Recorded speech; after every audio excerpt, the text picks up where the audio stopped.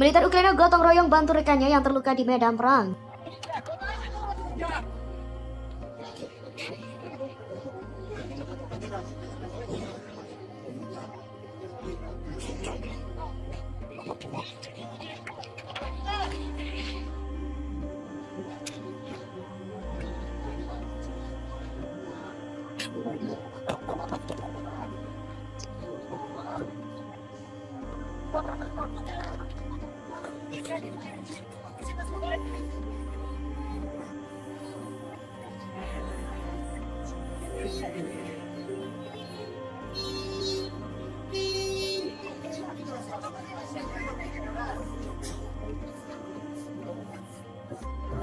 Сам станешь или думаете там? Подъем.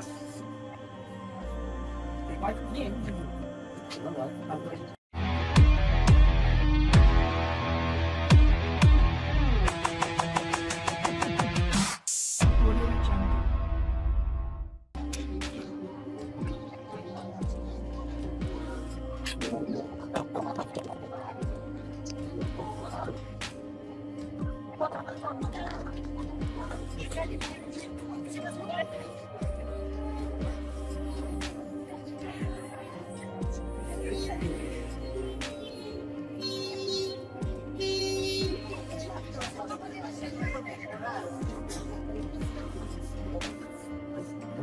Сам станешь или думаете там? Подъем. Нет. Давай. Рука у тебя нормально? Дальше нормально цепляйте за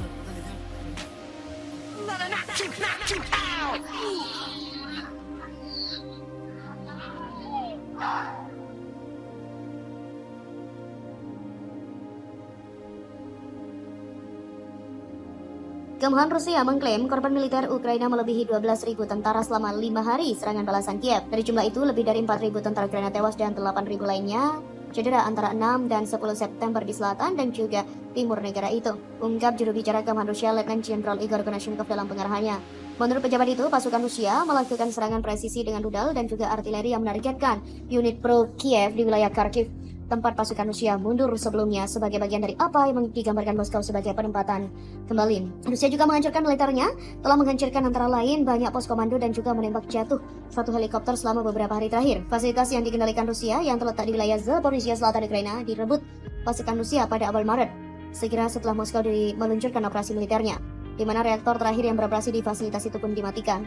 Menurut seorang anggota pemerintahan pro-Rusia di kawasan itu, Vladimir Rogov, keputusan itu dibuat karena penembakan yang terus-menerus terhadap pembangkit oleh Ukraina dan juga kerusakan pada saluran listrik. Mode yang terus berubah di mana reaktor dan turbin dipaksa untuk beroperasi karena serangan menciptakan resiko kecelakaan.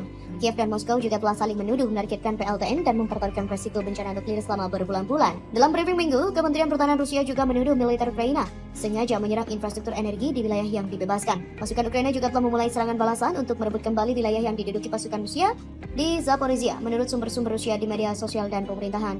Andrei Rudienko, koresponden saluran televisi negara Rusia, Russia 24, juga mengatakan Ukraina telah melancarkan serangan tank ke arah Zaporizhia yang diklaim berhasil dipukul mundur oleh pasukan Rusia. Rudienko juga menyebut Ukraina memiliki banyak tentara yang terluka parah dan tergeletak di medan perang akibat serangan itu, sebagaimana dilaporkan Newsweek. Vladimir Rogov, seorang pejabat di pemerintahan yang didukung Rusia, juga mengatakan hal senada. Menurut pendapatnya, telah terjadi upaya serangan skala penuh selama 3 hari, bahkan 4 di wilayah Zaporizhia. Sumber-sumber Rusia di Telegram juga mencatat telah terjadi peningkatan posisi tembakan dan juga penyerangan ke arah Zaporizhia, di mana tank Ukraina menyerang posisi Moskow dan laporan penembakan tanpa henti. Menurut akun Twitter World Translate, kita sudah berbicara tentang awal serangan yang diumumkan oleh Ukraina begitu lama. Pada hari Rabu, Alexei Danilov selaku Sekretaris Dewan Keamanan dan juga Pertahanan Nasional Ukraina mengatakan klaim Moskow bahwa serangan balasan telah dimulai tidak benar. Danilov mengatakan pejabat Rusia telah salah mengira kemajuan Ukraina di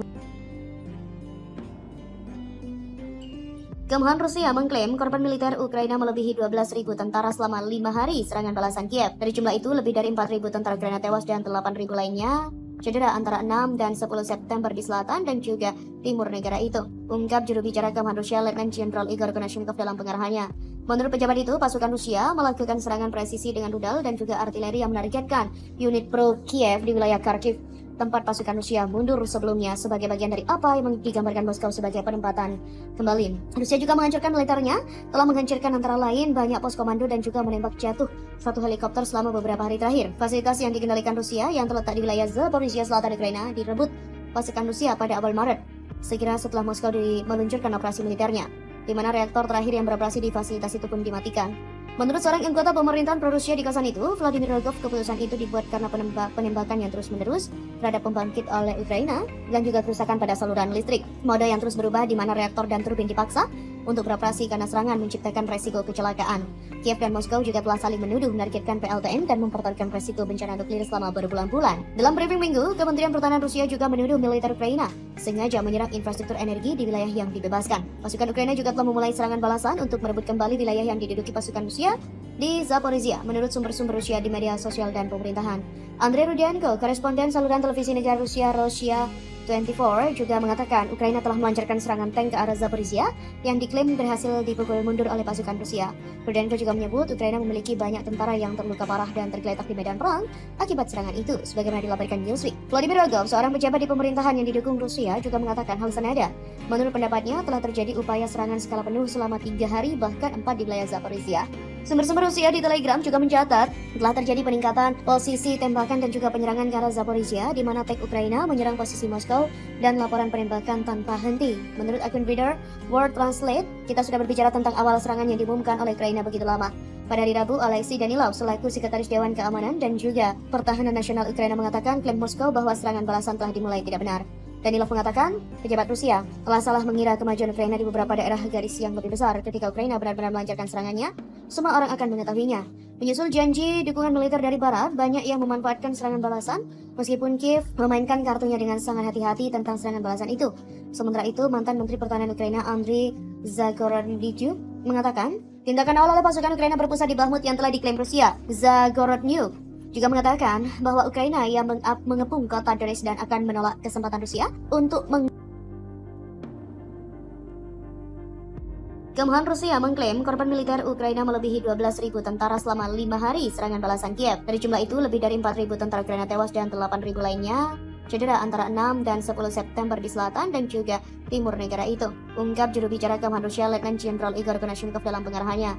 Menurut pejabat itu, pasukan Rusia melakukan serangan presisi dengan rudal dan juga artileri yang menargetkan unit pro-Kiev di wilayah Kharkiv, tempat pasukan Rusia mundur sebelumnya sebagai bagian dari apa yang digambarkan Moskow sebagai penempatan kembali. Rusia juga menghancurkan militernya, telah menghancurkan antara lain banyak pos komando dan juga menembak jatuh satu helikopter selama beberapa hari terakhir. Fasilitas yang dikendalikan Rusia yang terletak di wilayah Zaporizhia selatan Ukraina direbut pasukan Rusia pada awal Maret, segera setelah Moskow meluncurkan operasi militernya, di mana reaktor terakhir yang beroperasi di fasilitas itu pun dimatikan.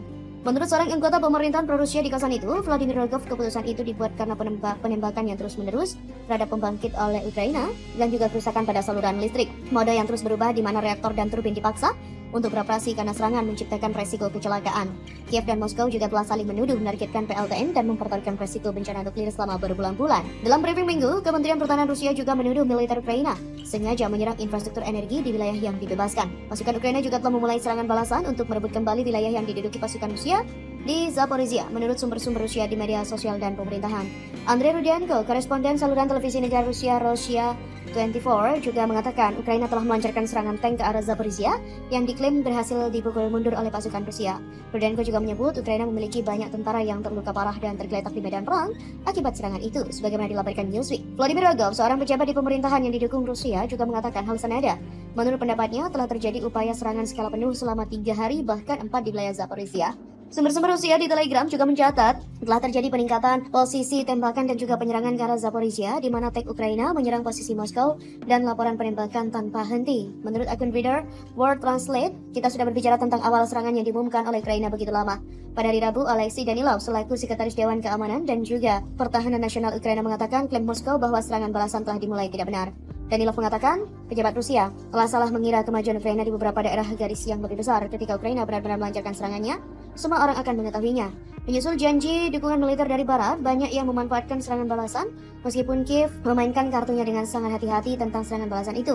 Sementara itu, mantan Menteri Pertahanan Ukraina Andriy Zagorodnyuk mengatakan, tindakan awal oleh pasukan Ukraina berpusat di Bakhmut yang telah diklaim Rusia. Zagorodnyuk juga mengatakan bahwa Ukraina yang mengepung kota Dresden akan menolak kesempatan Rusia untuk